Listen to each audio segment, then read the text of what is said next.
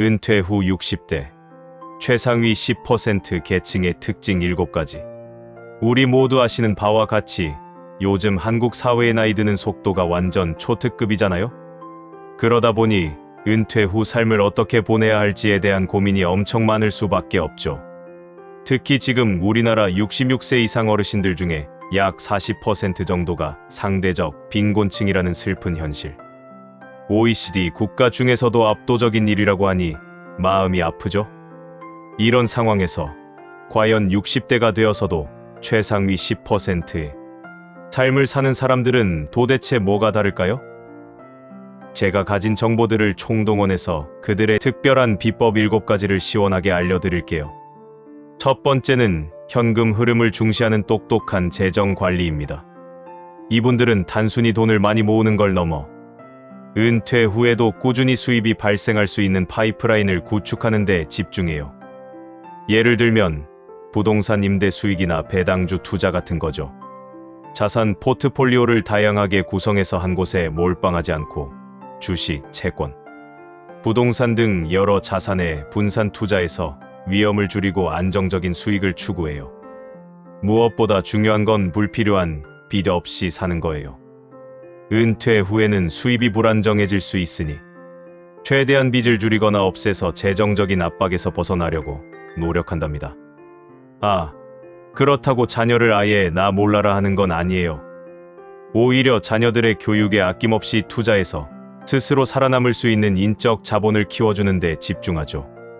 해외 유학이나 전문 교육, 창업 지원 같은 걸 통해 자녀들이 독립적인 경제 활동을 할 수 있도록 든든하게 밀어주는 거죠. 그리고 또 중요한 거, 이분들은 자산의 효율적인 승계를 위해 미리미리 상속 계획을 세워둬요.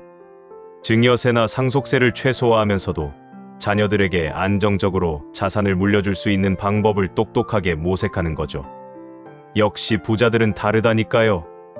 두 번째, 꾸준하고 적극적인 건강 관리입니다. 나이가 들수록 건강이 최고라는 말은 진리예요. 60대 최상위 10%는 단순히 병원에 가는 걸 넘어서 젊었을 때부터 꾸준히 운동하고 식단 관리하면서 건강을 자산처럼 관리해요. 정기적인 건강 검진은 물론이고 검진 결과를 바탕으로 전문의와 상담하며 맞춤형 건강 관리 계획을 세우죠. 예방의학에 대한 관심이 높답니다. 규칙적인 운동은 기본, 걷기, 골프, 파크 골프, 수영 등 자신에게 맞는 운동을 꾸준히 하면서 체력을 유지하고 활력을 불어넣어요. 혼자 하는 것보다 동호회 활동 등을 통해 즐겁게 하는 경우가 많죠. 식단 관리도 철저해요. 건강한 식재료를 선택하고 과식하지 않으며 영양 균형을 맞추는 데 신경을 써요. 단순히 맛있는 걸 먹는 걸 넘어 몸에 좋은 걸 먹는 습관을 들이는 거죠. 신체 건강만큼 정신 건강도 중요하게 생각해요.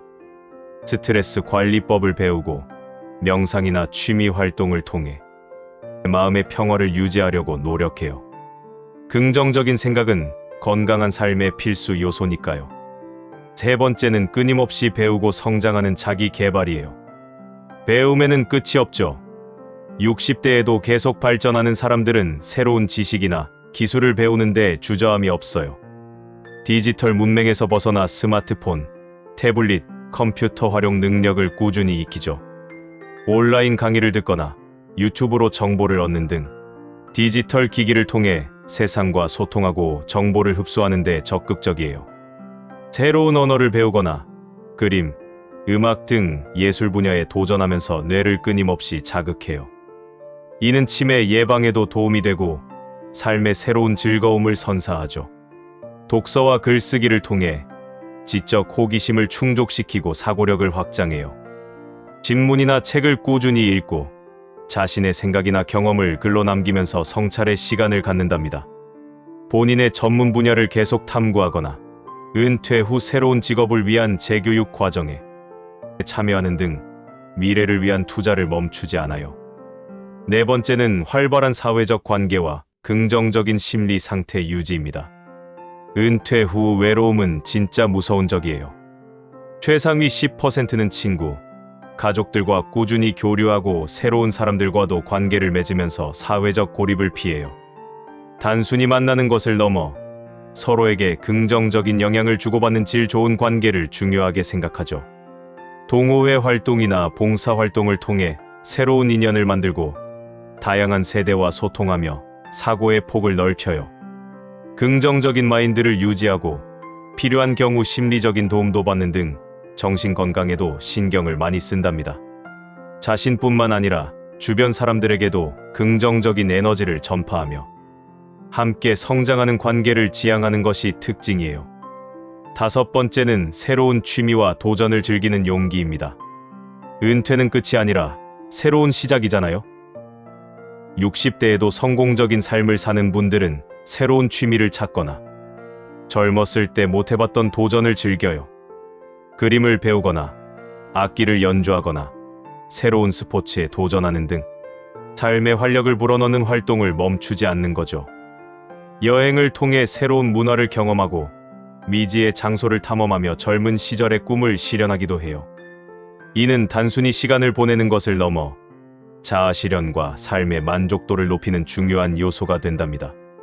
끊임없이 새로운 것을 시도하며 뇌를 활성화시키고 삶의 지평을 넓혀가는 것이 이들의 특징이에요. 6번째, 삶의 목적의식과 긍정적인 태도 유지입니다.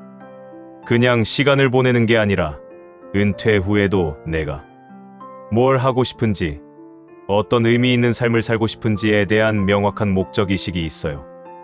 이는 개인적인 성취일 수도 있고 사회에 기여하는 것일 수도 있죠. 어떤 상황에서도 긍정적인 태도를 잃지 않으려고 노력해요. 어려움이 닥쳐도 좌절하기보다는 해결책을 찾고 그 과정에서 배우려는 자세를 가집니다. 과거의 후회나 미래에 대한 막연한 불안감에 사로잡히지 않고 현재에 집중하며 감사하는 마음을 가지려고 노력해요.